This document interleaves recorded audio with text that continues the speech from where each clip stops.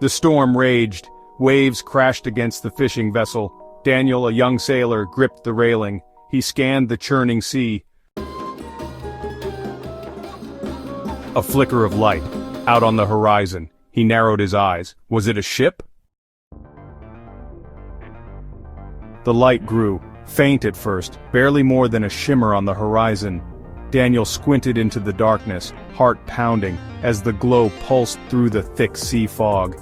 It was as if the ocean itself was holding its breath, waiting for something to emerge from the gloom. The air was heavy with salt and anticipation, and every creak of the ship beneath his feet seemed amplified in the silence of the night. Slowly, a hazy silhouette emerged from the storm, its form wavering and indistinct. At first, Daniel thought it might be a trick of the light, a mirage conjured by exhaustion and fear. But as the minutes passed, the shape grew clearer, more defined, a ship, impossibly still, hovering on the edge of reality. The mist clung to its hull, swirling around it like ghostly fingers refusing to let it go. It was a ship, but unlike any Daniel had seen in all his years at sea. Its masts rose high and proud, yet the sails hung limp, draped like funeral shrouds. The wood was dark, almost black, and seemed to absorb the faint light rather than reflect it. Ornate carvings twisted along the rails, their details lost in shadow, hinting at stories long forgotten. The vessel exuded an ancient, mournful elegance, as if it had sailed straight out of a legend or a nightmare. It drifted unnaturally, untouched by the wind or the restless waves. The sea around it was eerily calm, as if the water itself dared not disturb the ship's passage. No crew moved on its deck, no lanterns flickered in its windows. It was as if time had stopped for this vessel, leaving it suspended between worlds, forever lost in the mist. "A ghost ship," whispered the old salts. "Bad luck to cross its path," they said, for such ships were omens of doom and sorrow. Daniel remembered the tales told in hushed voices below deck, of ships that vanished without a trace, of crews driven mad by the wailing of the wind, of vessels that sailed on long after their time had passed. He felt the weight of those stories pressing in on him, chilling his blood. But Daniel felt a pull, a strange and unsettling curiosity that overpowered his fear. He could not look away, could not turn back. Something about the ship called to him, a silent invitation that echoed in his mind. He wondered if it was madness or fate or something older and darker that drew him closer. The world seemed to narrow until there was nothing but Daniel, the sea, and the spectral ship waiting in the mist. He found a rowboat, its oars slick with dew, and without a word to his crewmates, Daniel lowered it into the water. The safety of his own ship faded behind him as he slipped away, swallowed by the darkness. Each stroke of the oars sent ripples across the glassy surface, the only sound in the hush of the night. He felt both terrified and exhilarated, as if he were crossing a threshold into another world. Rowing against the waves, Daniel was drawn ever closer to the spectral vessel. The fog thickened around him, muffling the world, until all he could see was the looming shape ahead. The air grew colder and the silence pressed in, broken only by the soft splash of his oars. He felt as if he were moving through a dream or a memory not his own, compelled by forces he could not name. As he neared, the storm seemed to hush, the wind dying away as if in reverence or fear. The sea grew calm, unnaturally so, the waves flattening beneath his boat. The ghost ship towered above him, silent and watchful, its presence overwhelming. Daniel's breath caught in his throat as he realized how alone he was, how far he had come from the world he knew. He reached out, his hand trembling, and touched the icy hull. The wood was impossibly cold, sending a shock through his body. For a moment Daniel felt as if he were touching the past itself, as if the ship's secrets might flow into him through his fingertips. He closed his eyes, listening to the silence, and waited for whatever would come next. Wood cold as death. He climbed aboard. Silence. A heavy, unnatural silence. The air hung thick and cold. He stepped onto the deck. The wood creaked beneath his boots. There was a faint, salty smell in the air, and, something else too. Something metallic. He walked towards the captain's cabin. The door swung open. A journal lay open on the floor. The captain's last entry. Frantic, desperate scribbles. "It whispers," he read aloud. "From the depths, promises power. But at what cost?" The air grew colder. Daniel felt a presence behind him. He turned. Nothing. He kept going, exploring, but every room was filled with that same unsettling silence. He saw fleeting shadows just at the edge of his vision. And then he heard whispers, carried on the wind. Or were they really whispers? They seemed to come from inside his own head. He found himself deep within the ship's hold, a place where the air was thick with the scent of salt and old wood, and every footstep echoed off the iron walls. Shadows clung to the corners, shifting with the gentle sway of the vessel, and a cold, unnatural mist curled along the floorboards, making the space feel even more otherworldly. The silence was heavy, broken only by the distant creak of the ship's timbers and the faint drip of water somewhere in the darkness. In the center of this vast, empty chamber stood a single object, a tall, antique mirror, its ornate frame tarnished by years of neglect. The mirror seemed out of place, as if it had been waiting there for centuries, untouched and undisturbed, holding secrets within its glass. The emptiness of the hold made the mirror's presence all the more unsettling, as if it were the only thing that truly belonged in this forgotten place.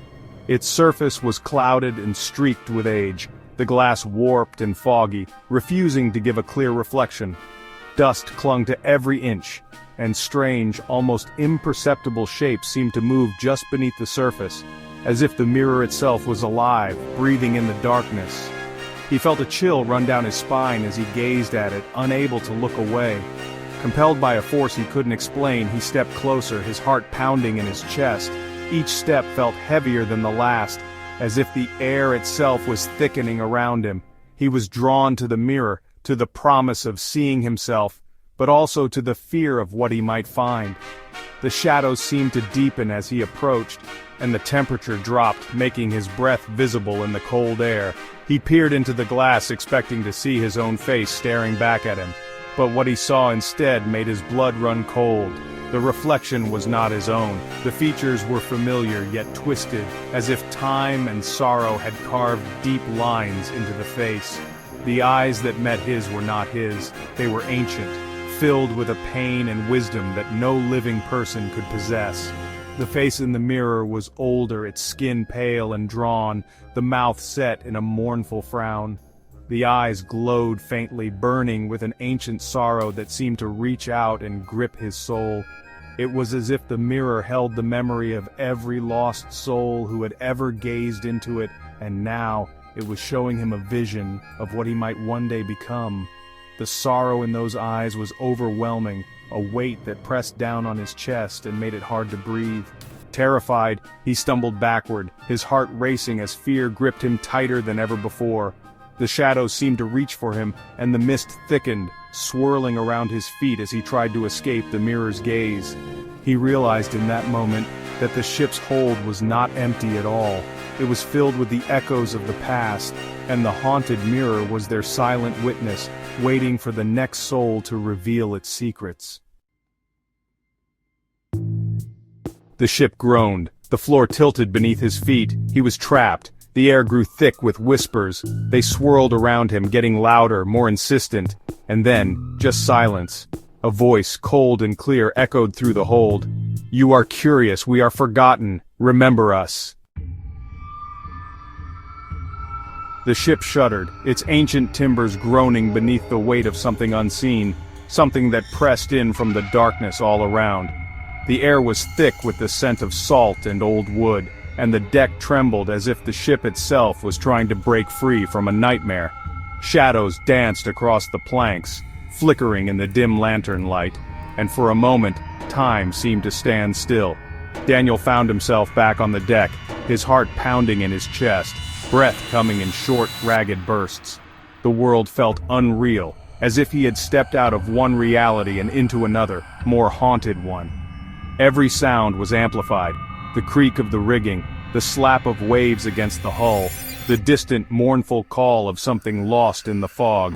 He clung to the rail, knuckles white, trying to steady himself as the ship pitched beneath him. The storm had returned, fiercer than before. Lightning split the sky, illuminating the churning sea in brief, blinding flashes. Thunder rolled overhead, shaking the very air, and the wind howled like a chorus of lost souls.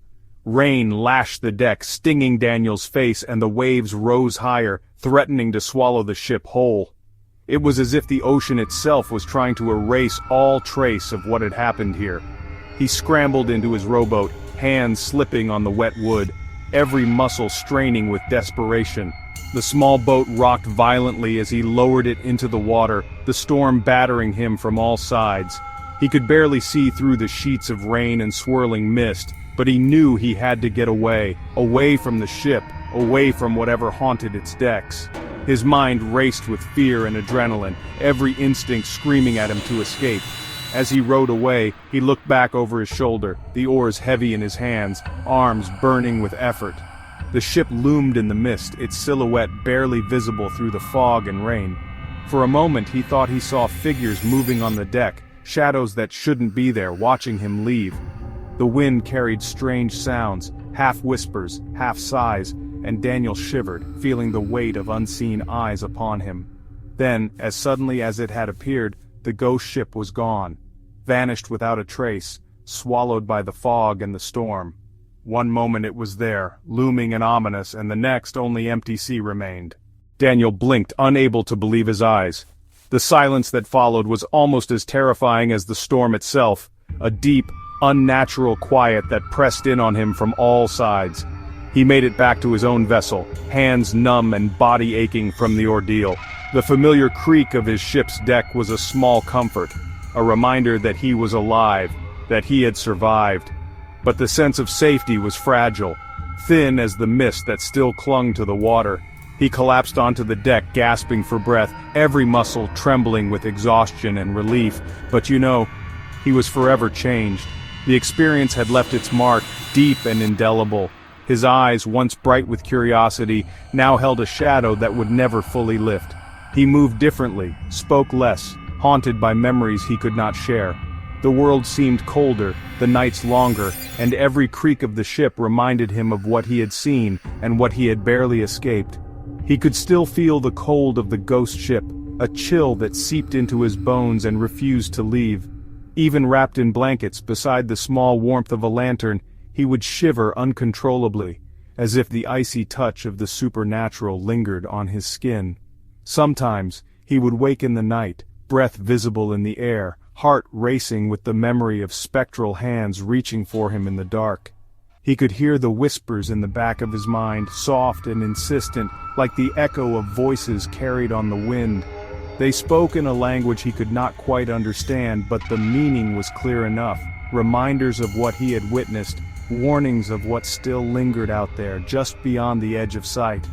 The shadows in his cabin seemed to move when he wasn't looking, and sometimes he caught glimpses of faces in the darkness, gone when he turned to look. And sometimes when the wind was just right, he could swear he heard a voice carried on the waves. It was faint, almost lost in the sound of the sea, but unmistakable, a plea, a memory, a warning. "Remember us," it seemed to say, echoing through the night, a reminder that some things once seen can never be forgotten. Daniel knew he would never truly escape the ghost ship or the secrets it carried beneath its rotting decks.